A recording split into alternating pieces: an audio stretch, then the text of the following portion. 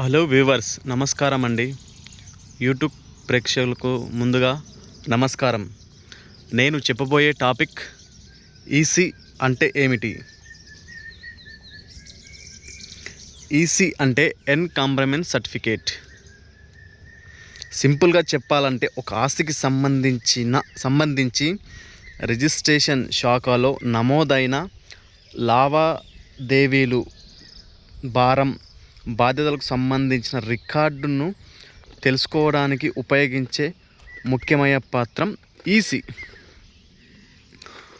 ఉదాహరణకు, ఒక స్థలం గతంలో ఎవరికి అమ్మారు, ఎవరి నుంచి ఎవరికి వచ్చింది, మార్ట్గేజ్ చేశారా, గిఫ్ట్ చేశారా, సెటిల్మెంట్ జరిగిందా, రిలీజ్ ఇతర రిజిస్టర్డ్ ట్రాన్సాక్షన్ జరిగిందా వంటి వివరాలను పరిశీలించడానికి ఈసీ ఉపయోగపడుతుంది.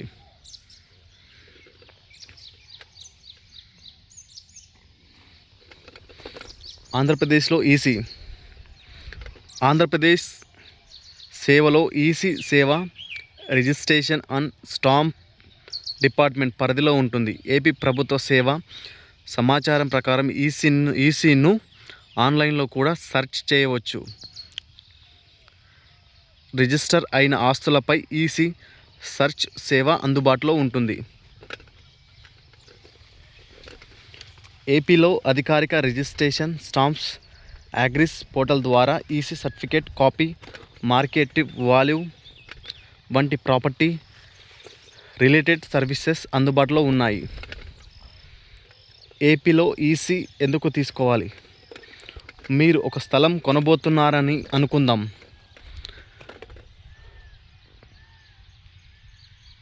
సెల్లర్, సార్ ఈ స్థలం నాదే, ఎలాంటి సమస్య లేదు అని చెబుతున్నాడు.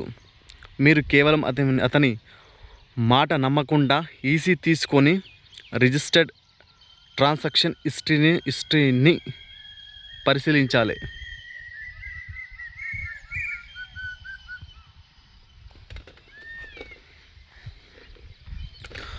అందులో పాత sale deed, mortgage, gift, settlement తదితర నమోదైన లావాదేవీలు ఉన్నాయా అనేది చూడవచ్చు. ఏపీ ప్రభుత్వ సేవ పత్రం ప్రకారం ఈసీను ప్రాపర్టీ యొక్క సేల్ అండ్ పర్చేస్ హిస్టరీ తెలుసుకోవాల్సిన వ్యక్తులకు ఉపయోగపడే సేవగా పేర్కొంది.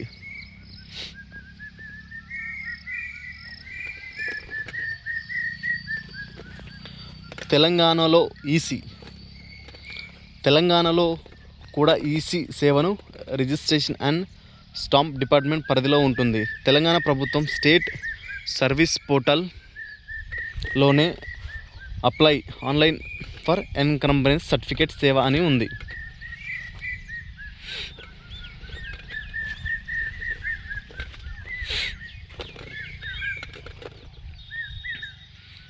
Telangana state service portal Telangana ప్రభుత్వ సమాచారం ప్రకారం రిజిస్ట్రేషన్ స్టాంప్స్ డిపార్ట్మెంట్ యొక్క ముఖ్య ఉద్దేశాలలో ఒకటి, రిజిస్టర్డ్ డాక్యుమెంట్స్ను, రైట్స్, టైటిల్స్, అప్లికేషన్స్ వంటి విషయాలను పరిశీలించడానికి రికార్డులను అందుబాటులో ఉంచడం.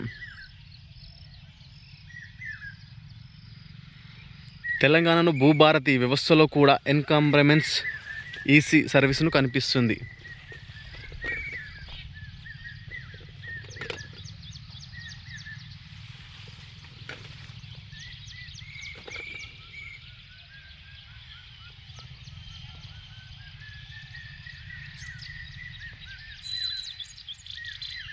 తెలంగాణలో ఈసీలో ముఖ్యంగా ఏమి చూడాలి?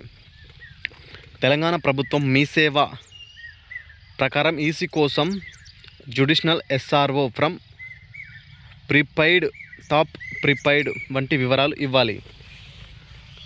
అంటే మీరు ఈసీ తీసుకునేటప్పుడు ఏ ఎస్ఆర్ఓ పరిధిలో ప్రాపర్టీ ఉంది, ఏ సంవత్సరం నుంచి ఏ సంవత్సరం వరకు ఈసీ కావాలి అనే విషయాలు ముఖ్యమైనవి. తెలంగాణలో ఈసీ సేవకు ప్రభుత్వం సర్వీస్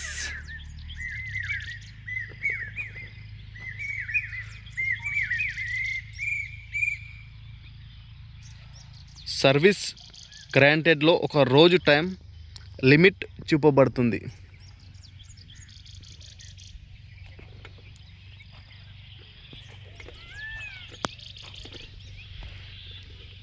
తెలంగాణ ఆంధ్రప్రదేశ్లో ఒక ముఖ్యమైన తేడా, రెండు రాష్ట్రాలను ఈసీ యొక్క ప్రధాన ఉద్దేశం ఒకటే. కానీ ఈసీ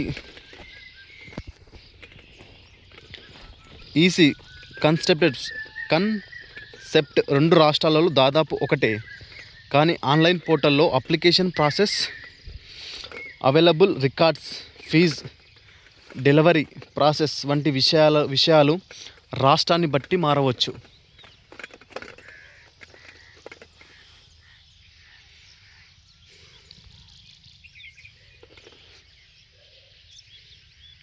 చాలా ముఖ్యమైన విషయం, ఈసీ అంటే ప్రాపర్టీ క్లియర్ అని కాదు. ఇది వీడియోలో బోల్డ్గా చెప్పవలసిన పాయింట్. ఈసీ వచ్చినంత మాత్రాన ప్రాపర్టీ 100% క్లియర్ అని అర్థం కాదు. ఈసీ ప్రధానంగా రిజిస్ట్రేషన్ శాఖలో నమోదైన ట్రాన్సాక్షన్ గురించి సమాచారం ఇస్తుంది. అందుకే ఒక ప్రాపర్టీ కొనేటప్పుడు EC plus link documents plus title documents plus revenue records plus survey boundaries plus prohibited property plus status, అవసరమైన permissions plus court dispute verification, ఇవన్నీ పరిస్థితిని బట్టి పరిశీలించాలి. అవసరమైతే ప్రాపర్టీ లాయర్తో టైటిల్ వెరిఫికేషన్ చేయించుకోవడం మంచిది. నిల్ ఈసీ అంటే ఇది కూడా తప్పక చూడాల్సింది. ఒక వ్యక్తి ఈసీ తీసుకున్నప్పుడు నిల్ అని వచ్చింది. అప్పుడు చాలామంది అయ్యో ప్రాపర్టీ 100% క్లియర్ అనుకుంటారు.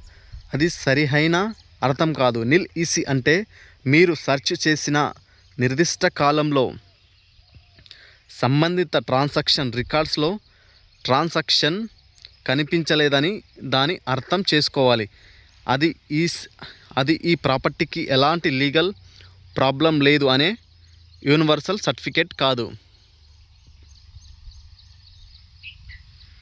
ఉదాహరణతో చెప్పాలంటే, ఒక వ్యక్తి మీకు 300 గజాల స్థలం నాదే అని మీరు కొనుక్కోండి అన్నాడు అనుకుందాం. మీరు ఏం చేయాలి? స్టెప్ 1 సెల్లర్ దగ్గర సెల్ డీడ్ చూడాలి. స్టెప్ 2 ఈసీ తీసుకోవాలి. స్టెప్ 3 ఈసీలో సెల్లర్ చెప్పిన డాక్యుమెంట్స్ డీటెయిల్స్ సరిపోతున్నాయా చూడాలి. స్టెప్ 4 పాత ట్రాన్సాక్షన్ పరిశీలించాలి. స్టెప్ 5 మార్గేజ్ ఉంటే దానికి సంబంధించిన రిలీజ్ డాక్యుమెంట్స్ పరిశీలించాలి. స్టెప్ 6 లింక్ డాక్యుమెంట్స్ చూడాలి. Step 7 revenue property records verify చేయాలి. Step 8 survey number boundaries physically verify చేయాలి.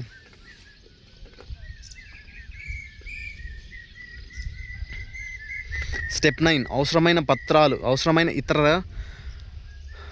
రిస్ట్రిక్షన్ డిస్ప్యూట్స్ పరిశీలించాలి. స్టెప్ 10 పెద్ద మొత్తంలో డబ్బు చెల్లించే ముందు లీగల్ ఒపీనియన్ తీసుకోవాలి. స్టెప్ 10 పెద్ద మొత్తంలో డబ్బు చెల్లించే ముందు లీగల్ ఒపీనియన్ తీసుకోవాలి.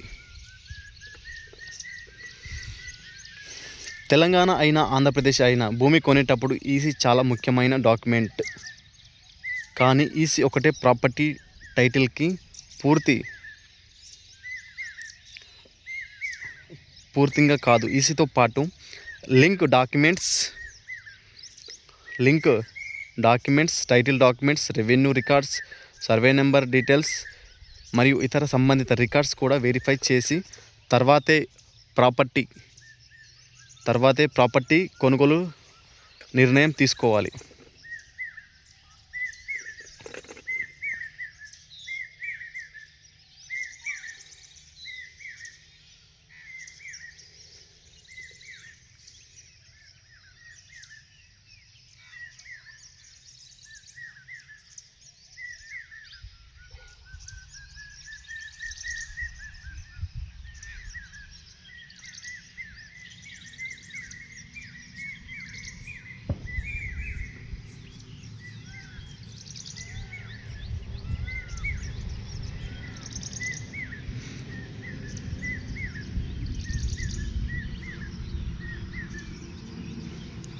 ఈసీలో తప్పులు ఉంటే ఇది కూడా చాలా ముఖ్యమైన విషయం. మీరు ఈసీ కోసం ఇచ్చే ప్రాపర్టీ డీటెయిల్స్లో తప్పులు ఉంటే సెర్చ్ రిజల్ట్ కూడా తప్పుగా రావచ్చు.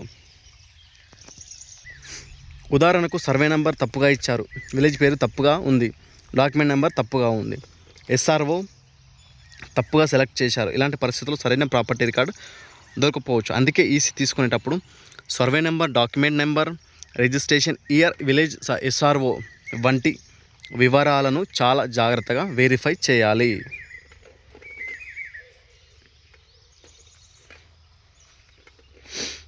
ఈసీలో మార్గేజ్ కనిపిస్తే ఏం చేయాలి? ఒకవేళ మీరు స్థలం కొనబోతున్నారు, ఈసీలో పాత మార్గేజ్ కనిపించింది, అప్పుడు అది పాతది కాబట్టి పర్వాలేదు అని అనుకోకండి. ఆ మార్గేజ్ సంబంధిత డాక్యుమెంట్ ఏమిటి? లోన్ క్లోజ్ అయ్యిందా, రిలీజ్ ఆఫ్ మార్గేజ్ లేదా సంబంధిత రిలీజ్ డాక్యుమెంట్ రిజిస్టర్ అయ్యిందా, దానికి సంబంధించిన సర్టిఫికేట్ కాపీస్ ఏమంటున్నాయి అన్నది పరిశీలించాలి. అవసరమైతే సంబంధిత ఎస్ఆర్ఓ రికార్డులను పరిశీలించి ప్రాపర్టీ లాయర్ ద్వారా లీగల్ ఒపీనియన్ తీసుకోవడం మంచిది.